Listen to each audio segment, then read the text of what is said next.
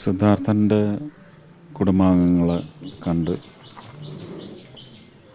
പ്രാർത്ഥിക്കാനും അവർക്ക് ആത്മധൈര്യം പകരാനും വേണ്ടിയുള്ള ഒരു സന്ദർശനം മാത്രമാണ്.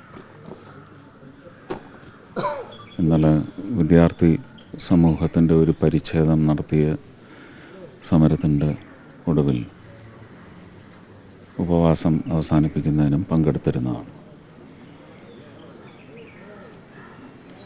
തീർത്തും അവരുടെയൊക്കെ തന്നെ ഭാഷയിൽ പറയുന്ന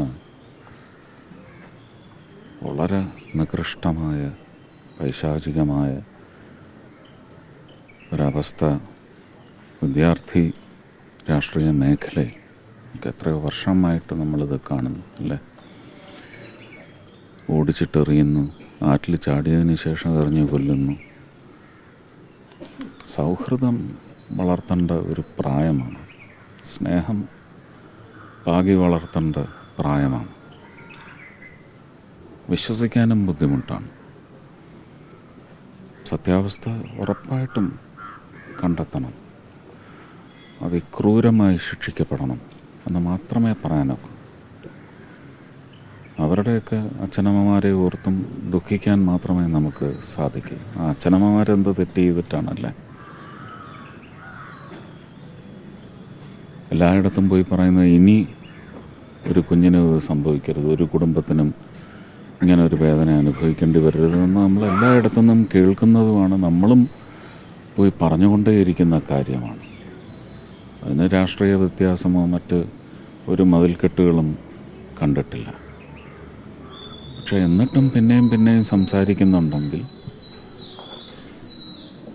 വലിയ ച്യൂതികളും ശോഷണങ്ങളുമൊക്കെ സംഭവിച്ചിട്ടുണ്ടെങ്കിൽ തിരുത്താൻ രാഷ്ട്രീയ DNA മാറ്റിവെച്ചുകൊണ്ട് ഭരണകർത്താക്കളെല്ലാം ഇതിനകത്ത് ആഘാതമേറ്റത് ആ കുടുംബത്തിന് മാത്രമല്ല, മക്കളുള്ള അധ്യയനത്തിൽ ഏർപ്പെട്ടിരിക്കുന്ന മക്കളുള്ള എല്ലാ അച്ഛനമ്മമാരെയുമാണ് വേദനിപ്പിച്ചിരിക്കുന്നത്. അപ്പോൾ ഒരു ഉറപ്പവർക്ക് കൊടുക്കണമെങ്കിൽ ഈ ഒരവസ്ഥയ്ക്ക് തീർപ്പ് കൽപ്പിക്കണം. ഈ മനോഭാവം, ഈ ഒരു അന്തരീക്ഷം ഒന്ന് മുളയ്ക്കാൻ പോലും, അതിനുള്ള വിത്ത് പാകപ്പെടാൻ പോലും പാടില്ല എന്ന് പറയുന്ന അവസ്ഥ ഉറപ്പ് കൊടുത്തില്ലെങ്കിൽ